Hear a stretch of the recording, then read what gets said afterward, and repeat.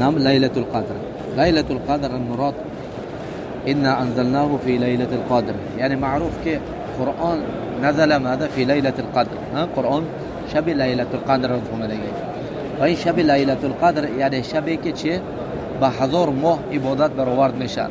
این شبی که الله سبحانه و تعالی هر سال همین شبانده قدرهای یعنی تقدیر قضای قدر چه می نویسند. همین به مراد یعنی چه این شب یعنی آدم باید که همین شبانده یعنی یک شب عبادت کرده که همین شب اگر موفق شده مونه یعنی این یک شب عبادت به چه برآورد میشد؟ با هزار ماه عبادت برآورد میشده. هم به امام ابن عبدالهادی اگر این شب یعنی کدوم روزش کدوم یعنی کدوم شب رمضان همه اختلاف شدگی. حدیث ابن عمر میبیارد که ان رجالا من اصحاب رسول الله صلی الله علیه و سلم قرو یعنی بعض اصحاب نبی صلی الله علیه و سلم شبان یعنی خوابنده میبینن که لیلة القدر یعنی چنده فی سبع الاواخر یعنی هفته اخیر یعنی شب 23 24 25 26 27 28 29 یعنی چی میشه یعنی توق یعنی هفت روز یعنی هفت روز اخیرنده میبینن. و رسول صلی الله علیه و سلم میگوید که ارا رؤیاکم قد تواطأت في سبع الاواخر فمن كان متحريها فليتحراها في سبع الاواخر. اذن همین هفته اخیرنده چیکار کنید یعنی همین شب بحث کنید. اما حدیث ابو سعید انده نعم حدیث ابو سعید حدیث یعنی این مشهورتر معروفتر شدگی میگوید که اعتکافنا مع النبی صلی الله علیه و سلم یعنی همراه نبی صلی الله علیه و سلم چیکار کردیم؟ اعتکاف کردیم. العشر الاوسط من رمضان یعنی همین رسول صلی الله علیه و سلم اعتکافش دی اول هم کرد sonra دی مابین هم کرد یعنی از دایم تا بیستم. فخرج صبیحة 20 فخطبنا sonra روز بیستم یعنی چه هر سال یعنی تا چنه از دهم تا بیستم چیکار میکردن؟ اعتکاف میکردن. از دهم تا چنه تا بیستم از دهم تا چنه گفتیم یعنی تا بیستم.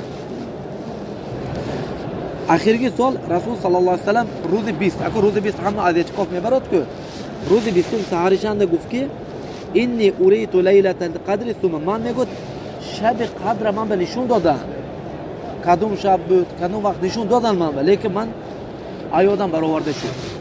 یک حکمت الله تعالی که یک کاری شد که چی فراموش کرده مونده. چیکار کردم؟ فراموش کرده مونده. همه گفت چیکار کنید؟ گفت فالتمیسوها فی العشر الاواخر فی الفطر یعنی دی آخرنده بحث کنید. دی آخر یعنی از 21 شب 21 22 23 24 25 26 27 28 29 30 همینه ویترشنده یعنی شب 21 شب 23 شب 25 شب 27 شب 29 نعم رسول صلی الله علیه و سلم گفت حدیث ابو سعید انده چه گفت یعنی ویترشنده شبای توق انده ویتر توق شفع جفت. و اینی گفت که رسول صلی الله علیه و سلم من دیدم خوابم انده که انی اسجد فی ماء و طین یعنی مسجد رسول صلی الله علیه و سلم بالا شده که بارون شده مسجد لای شده من چی شد میگود یعنی پیشانی هم میگود چی شد یعنی بالای آب لاینده سجده کردم. و من کان اعتکاف مع رسول صلی الله علیه و سلم فلیرجع. اکنون کسی که اعتکاف کرده بودیم که ما شب 20 میبریم که گرشته اکو تا شب 30 شینیم فهمیدیم تا شب 30 چیکار کنید یعنی شینیم دوام تید اعتکاف تونی میگود که بوده با ادناف گشته نام شته میگود این شب 21 بود. و ما نرى في السماء قزع یعنی قزع رات نبی صلی الله علیه و سلم نهى عن القزع. قزع گفته چی میگن یعنی موی سر بعضیش میتراشد بعضیش چی میکند یعنی میمونه بعضیش میتراشد بعضیش چیکار میکند یعنی میمونه یعنی معناش هوونده یعنی حتی کمتر ابر نیست یعنی نوم ابر نیست. به خبر میبینیم که آسمان پوری ابر شده بارون ریخت حتی که میگه چی از سقف از کریش مسجد چی در اومد یعنی آب در اومد. و مسجد از جرید بود. جرید یعنی شاخه های خرما. نماز خونده شد و رسول صلی الله علیه و سلم میبینم که میگه چای بالای آب لایبه سجده کرده استاد است، یعنی حتی میبینم که چای اثر تین پیشونیشانه. فهمیدید؟ ایدان رسول صلی الله علیه و سلم اولی امرنده اولی دی اولان دوار اعتکاف کرد ایاکل تا دائما سونه عده تا 20 اعتکاف کرد. فهمیدید؟ تا 20 کرد که تمام الکس می برآمده که بودن. فهمیدید؟ اناکل چه از اعتکاف برآمدن بودن که رسول صلی الله علیه و سلم که من خواب دیدم، یعنی خواب انبیاء چی وحی خواب من دمان به نشون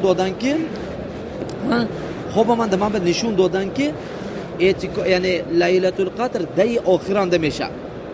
حتی من همین شب دیدم که شبیه که لیلة القدر بود الله من به نشون داد که چخیل بارون شده، زمین مسجد آب لای شده، ما بالای زمین آبنده چخیل سجده کرده ایم. فهمیدید؟ همین انده میگه که سنه ابو سعید میگه که ما برآمده بودیم که از اعتکاف با گشته اومدیم. ما چیکار کردیم؟ گشته اومدیم. فهمیدید چیکار کردیم؟ یعنی گشته اومدیم یعنی این چند بود؟ شب 21 و علیکم السلام و رحمت. شب 21 نام شب 21 خواب دیدگی رسول صلی الله علیه و سلم شد، بارون شد و هیچ نه، هوای بارون نیست، برای بارون ابر میشد که ابر نام ابر نیست. یک بار شب 21 آسمون ابر پر شده، بارون شده، یعنی چیزی که رسول صلی الله علیه و سلم وصف کرده همین چیز شد. یعنی ایدان زمان ابو سعید شب لیلة القدر کدوم شبانده شد 21 مانده. و حدیث معاویه بن ابی سفیان حدیث اومده که شب 27 انده، شب 27. ایدان وقتی ما چند گرفتیم سه حدیث گرفتیم. حدیث ابن عمر انده هفت اخیر انده و حدیث ابو سعید انده چی دی آخره روزای تقش انده و حدیث معاویه انده شب 27. على كل شب لیلة القدر با ابن حجر رحمه الله نام ابن حجر 48 قول میبیارد. ذکر 48 قولا. شب لیلة القدر کدوم شب شد 48 قول آورد. خودش ماه رمضان 3 روز قول 48 قول شد. فهمید؟ 48 قول شد. فهمید؟ از همه المهم راجحش از همه قوی ترین قول میگه ابن حجر دی آخر، شب‌های دی آخر. از بیام قوی ترش شب‌های تاقی دی آخر، یعنی شب 21 شب 23 شب 25 شب 27 شب 29. فهمید؟ آمین. و كذلك قول راجح همین که شب لیلة القدر اذا چه میشه؟ یعنی لیلة القدر تنتقل من نام یوم الى یوم آخر، یعنی هر سال ممکن انتقال میشه. یعنی شب رسول صلی الله علیه و سلم 21 شد، یک 27 شد، یک 23 شد، الان میخل تغییر داده میستاد. یعنی فهمیدید؟ ها در داخل شبای توپ، یعنی عموما انسان دایه یعنی چه میکنه؟ تحری میکنه. حکمت این چیز همین که چند قول گفتن 48 میگه روز جمعه هم جمعه یک ساعته که ساعته چه میشه؟ یعنی دعاها استجاب میشه. دعا چه میشه؟ یعنی استجاب میشه، مستجاب میشه. همین شب جمعه هم یعنی چند روز اومده گفته؟ چند قول؟ مثل 48 قول اومده. حکمت از این که این ما به تعیین نشده که همین که اگر ما به تعیین میشد مثلا شب 25 یا شب 23 میشد خلاص یک شب میشدیم دیگه شبای چی ترک میکره. همین به تو که عبادت بسیار کرده، همین عبادت دست به گرفتن با اما چی شد؟ یعنی پنهان شد تو که همین دیا تو آخرش چیکار کنیم؟ بحث کنیم. یعنی شب تا آخرش چیکار کنیم؟ گفتم یعنی بحث کنیم. یعنی فهمیدید نه فهمیدید؟ اما اذا قول راجح چی بده؟ یعنی همین دی اخیر آدم چی میکنه؟ یعنی تمام قوتش چی همین شبای شب لیلة القدر بحث کردن با تمام قوت صرف میکنه تا که موفق چی شود؟ یعنی شب چی شود؟ گفتم یعنی شب لیلة القدر شود. شب چی شود؟ گفتم یعنی شب لیلة القدر شود. اذا همین قول راجح همین دی آخر و روز تعیین نموده و معروف که یک سال یک شب میشه، دو سال دیگه چی میشه؟ فهمین چیز؟ سنه حدیث عایشه آورد ان عایشه قالت قلت یا رسول الله ارائیت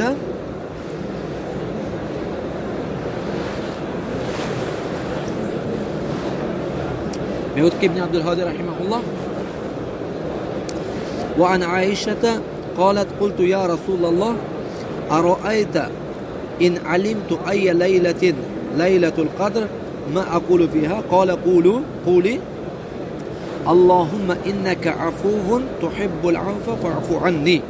رواه الإمام أحمد وابن ماجه والنسائي والترمذي وصححه واللفظ له والحاكم وقال صحيح على شرط الشيخين. إذن این حدیث تخریج امر اول تخریجش امام احمد و ابن ماجه و ترمذی روایت کرده. ترمذی حدیث صحیح میگوید و حاکم روایت کرده میگوید که شرط بخاری مسلم با. و ابن عبدالهادی رحمه الله میگوید که و فی قوله نظر ای فی قول حاکم، یعنی حدیث علمه چی شرط بخاری مسلم به چه بدیس یعنی موافق نمی بیاد، برای که حدیث از روایت عبدالله ابن بریده از عایشه و قول صحیح عبدالله ابن بریده لم يسمع من عائشه كما قال الدارقطني والبيهقي. اذن بین عبدالله ابن بریده و بین عایشه چی های؟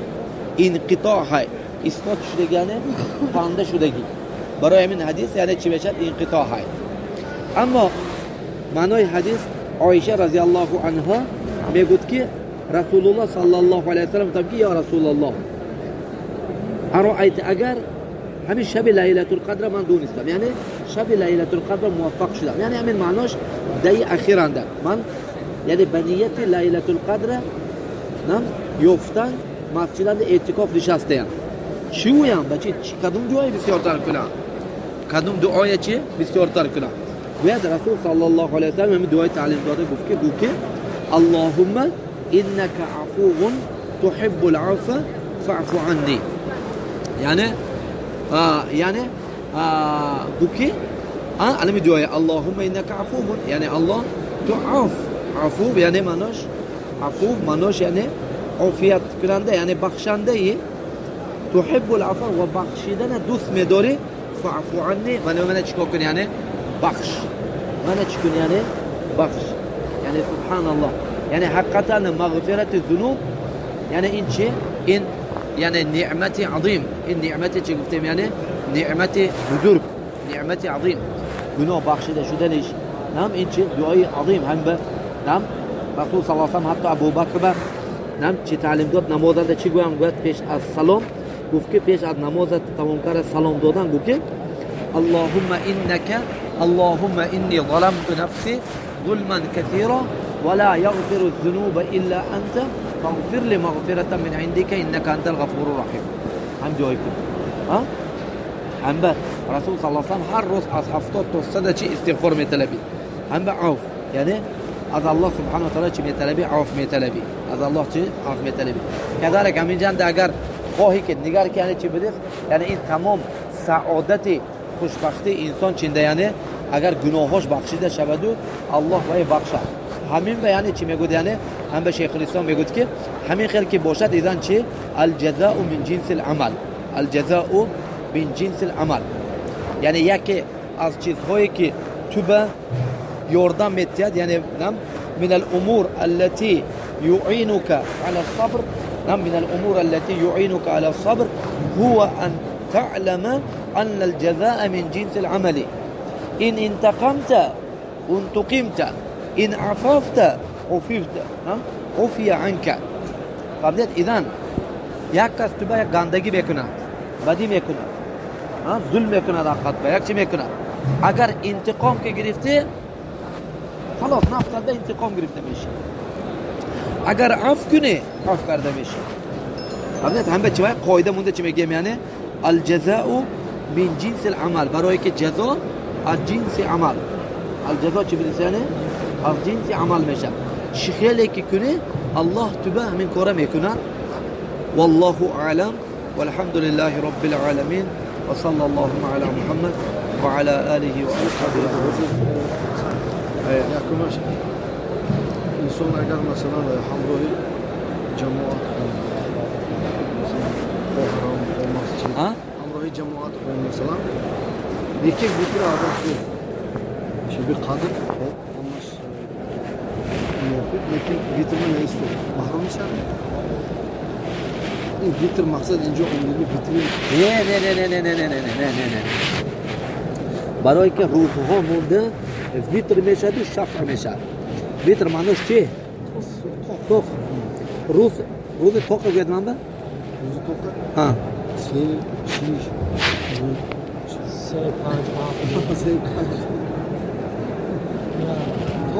Ya توق جفت دیگه فرمیدن نه. سرات جفت کنیم میگو. هم خیلی کار پای می نمی.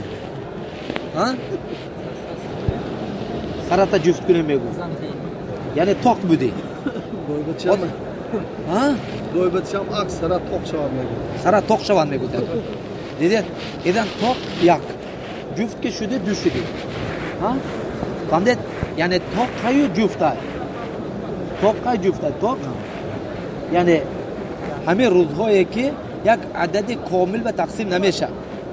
ضرب تقسیم خونده گیدمی؟ یک نصفش چند؟ یعنی کامل عدد نیست. 3 دید جفت کامل عدد به نمیبیاد. یعنی عدد چی میشه؟ یعنی ناقص میشه که شد و چی میشه؟ توق میشه. 4 2 6 دید عدد کامل بکشید و چی میشه؟ جفت میشه. یعنی ایدان مونده روزهای جفته روزهای توقع. فهمید؟ یعنی یکم این توق، دویم جفت، سوم توق، چهارم جفت. فهمید؟ نه فهمید؟ انا کنم شبای خود ما شب چنده؟ 25 توق یا که جفت؟ توق. دین 24 بود. فهمید؟ یعنی معناش رسول صلی الله علیه و سلم گفته گپش که یعنی شب‌های ویتر یعنی شب‌های توق برای این ویتر چند رکعت میخونیم ما؟ یا یک رکعت یا 3 رکعت یا 5 رکعت یا 7 رکعت یا 9 یا 11 یا 13 رکعت. هم خیلی نه. دو این توق میخونیم که 23 رکعت مثلا. توق ویتر توق شبانده باید که توق شوند نماز. یا نفهمیدید؟ الان این بیانه چیه؟ شب لیلة القدر روزهای توق به روزهای ویتر بیانه بحث کن. فهمیدید نفهمیدید؟ ویتر نماز ویتر دربارش گپ رفته شدهش نه جنده. روزهای ویتر روزهای توق. یعنی دی آخر اب 20 تا 30 توقش شب 21 شب 23 شب 25 شب 27 شب 29. فهمیدید نفهمیدید؟ الان این معناش ویتر گفتم نمیگه. Peki darbur namaz incende biledi mi? نه ویتر نماز ابدا اینجا گپ رفتهش نه یعنی. Aslında insan var çoğrakat kılıyor mesela 2 rekat kılıyor borçtaş burada. هیچ گام نه. کنون ماذا خداش میخونه بیتونه هیچ گام. Arkadaş konudan alayı demeşe. یعنی حرکت‌ها با جماعت میخونن لیکن مجبور شده مثلا طولت کنه رفت چرا که بیاش نمیاد که ویتر خونده شده هیچ گام نه. بیاد خوش تمام میخونه. Soruyor. Doğru. Sosyalde başarılı hemmayı alamak için. İnşallah الله ماش بور ها Evet doğru mu çok sağ ol. شبانده بور کنه كذلك مثلا علاماتش آفتاب اول شوله هاش میبرد که شب لیلة القدر مثل تاست برین یک بار بنور به شوله مثل تقارب پیدا شده میموند یعنی ها خودی که اگجا افتادگی باشته میموند یعنی پیش اگر بینید قریب نیم ساعت شوی اول شعلهش بر اومده طرف مثلا مشرق چه میشد یعنی شعله به پر میشد صح خودی چه افتاد میبره اما شب لیلة القدر انده الشمس تطلع كأنها تصفر فهمید گویا که تقاره هایگو گویا که تقاره تاستگی باید مثلا چه میشد طرف مشرق به شمس بر اومده میموند یعنی فهمیدید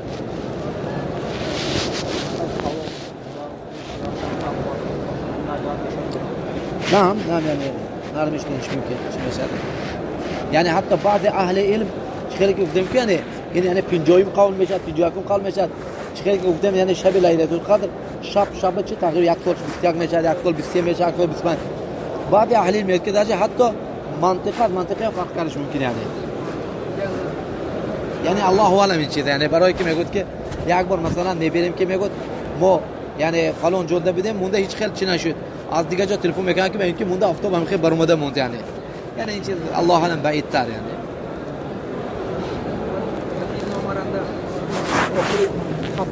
آخرانگی در این هم لیکن در نظر دارد